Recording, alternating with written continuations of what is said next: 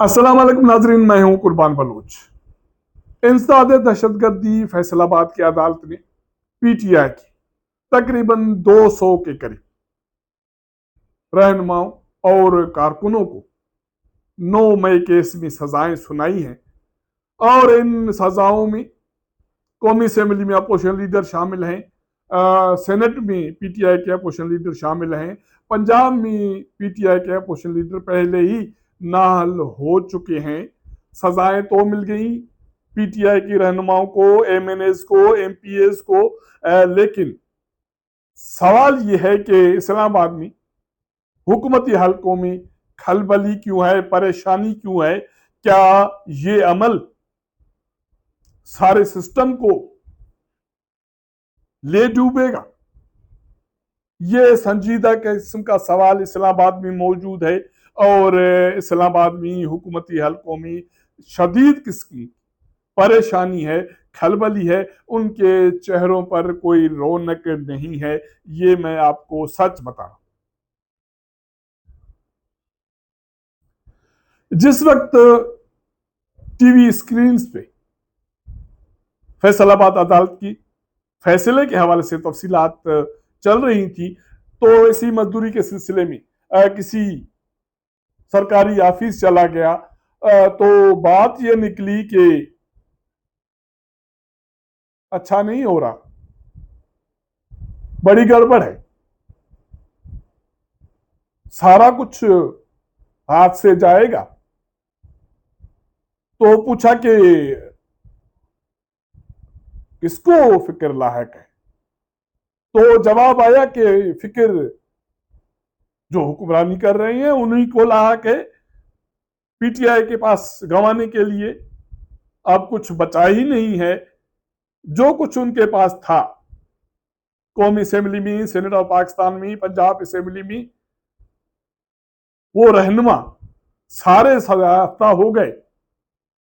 तकरीबन 80 के करीब जो नशस्तें खाली होंगी, तो इन नशस्तों पर इंतखाबात होंगे, सियासी हलचल होगी, नारेबाजी होगी और कारकुन सड़कों पर निकलेंगे।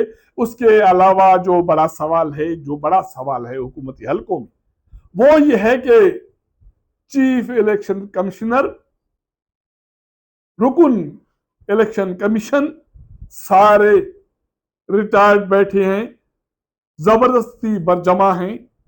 उनकी तकर्री होनी थी और वो तकर्री कौमी असेंबली में अपोजिशन लीडर की मुशावरत से होनी थी। अब वो नहीं रहेंगे। मतलब है कि उमर अयूब को 10 साल की सजा मिली है, वो नाहल हो जाएंगे। उसके अलावा सेनेट में जो अपोजिशन लीडर है, सेनेटर शबली फराज, वो नाहल हो गए। और उसके अलावा सरताज गुल नाहल हो जाएगी, हामिद रजा नाहल हो जाएंगे। इसके अलावा जो जिनको सजाएं मिली हैं, उनके जो तफसीलात हैं वो मेरे पास, वो मैं आपके साथ शेयर कर देता हूँ। उसमें शबली फराज का नाम मैंने आपको बता दिया, उमर अयूब का बता दिया, सब जरताज गुल का बता दिया, अशरफ सुहाना को 10 साल कैद है। और इसके अलावा चौधरी बिलाल एजाज को 10 साल कैद की सजा है और शेख राशिद शफीक को 10 साल की कैद की सजा है। अहमद चट्ठा को 10 साल कैद की सजा है। कमल शाहजोब को 10 साल कैद की सजा है। उसके अलावा चौधरी आसिफ को 10 साल कैद की सजा है। राय मुर्तजा इकबाल को 10 साल कैद की सजा है। महर जावेद को 10 साल कैद की सजा है। राय हसन नवाज को 10 साल कैद की सजा है। मोहम्मद अंसर इकबाल को 10 साल की कैद की सजा है। और इसके अलावा जो मेरे पास लिस्ट है, उसमें 108 जो रहनुमा कारकुन हैं जिनको सजाएं मिली हैं, उसमें मैंने आपको बता दिया शबली फराज, उमर अयूब, अशरफ सुहाना, उसके अलावा जो राय हसन नवाज, मुर्तजा इकबाल, मुस्मात जरतात गुल, फरा आगा, मिसमात फरखंदा, कोकब, बिलाल एजाज, मोहम्मद अहमद, और इस तरह ये 108 लोगों की फहरिस्त है जो सजा पा चुके। उनमें से अक्सर जो लोग हैं उनकी सजाएं 10 साल की हैं, तो इसका मतलब है कि 3 साल से ज्यादा जिनको सजाएं मिली हैं, वो नाहल होंगे।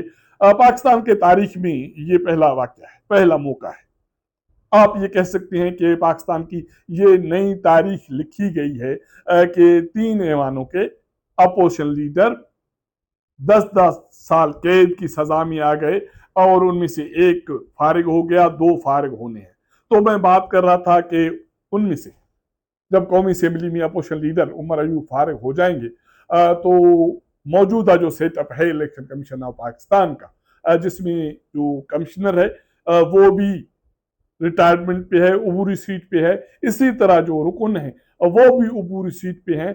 तो आने वाले इंतखाबात अगर यही सेटअप करवाएगा इलेक्शन कमीशन ऑफ पाकिस्तान का, तो आने वाले दिनों में जो तकरीबन 70 से 80 नशस्तों पर ज़िमनी इंतखाबात होंगे, उनमें से अक्सर मरहलेवार होंगे, कुछ इकट्ठा होंगे। एक सियासी मूव की जो मैंने बात की उसको छोड़ भी दें तो सवाल ये उठता है कि उन इंतखाबात दुनिया में, पाकिस्तान में, पार्लियामान में, पाकिस्तान की तारीख में, पाकिस्तान की अदालतों के पास, सिविल सोसाइटी के पास, अपोजिशन के पास, आवाम के पास साख क्या होगी? अगर साख नहीं होगी तो मौजूदा हुक्मरान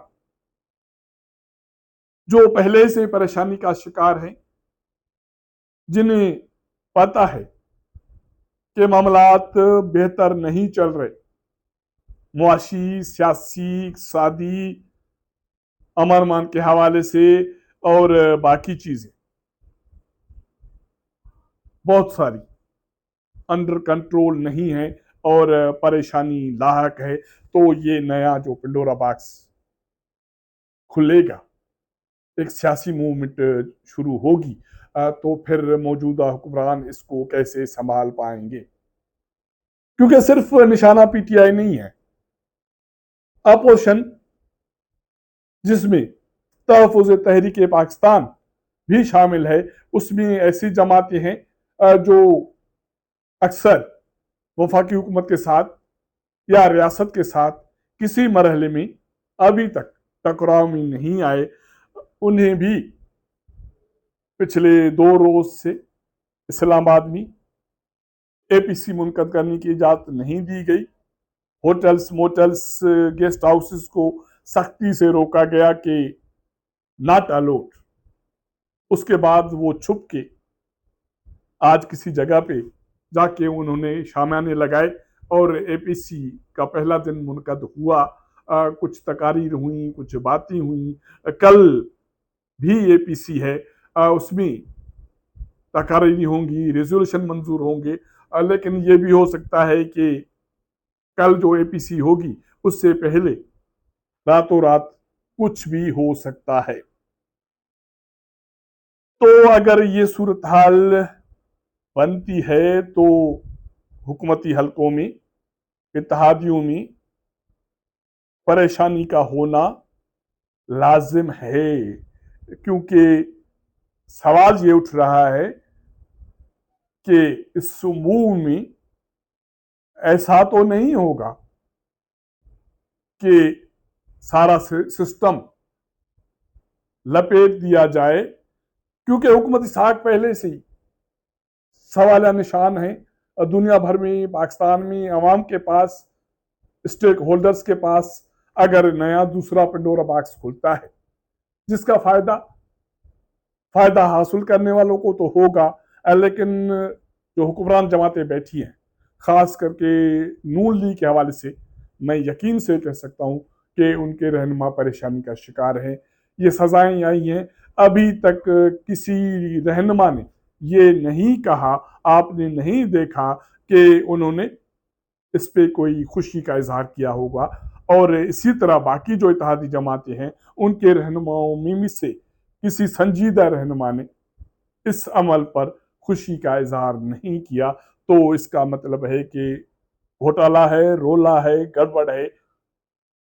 ये सजाएं पीटीआई के रहनुमाओं को, पार्लियामेंट्रियन को तो ज़रूर मिली हैं, लेकिन एक सोच ये है कि ये सज़ा मौजूदा सिस्टम को दी गई है, जिसके तनाजुर में ये सिस्टम लपेट दिया जा सकता है। तो सवाल ये उठता है कि पाकिस्तान में सियासत करने के लिए, पार्लियामानी इंतखाबात के लिए, कोई सियासी सरगर्मी करने के लिए फरिश्ते आएंगे, तो उन फरिश्तों का नाम क्या होगा और उनका झुकाव किसके तरफ होगा। अगर ये मेरा व्लॉग आपको पसंद आए तो अपने दोस्तों के साथ जरूर शेयर कीजिएगा, अपना फीडबैक दीजिएगा। आपके साथ मुलाकात करेंगे अगले प्रोग्राम में, तब तक इजाजत दीजिएगा। अल्लाह हाफिज।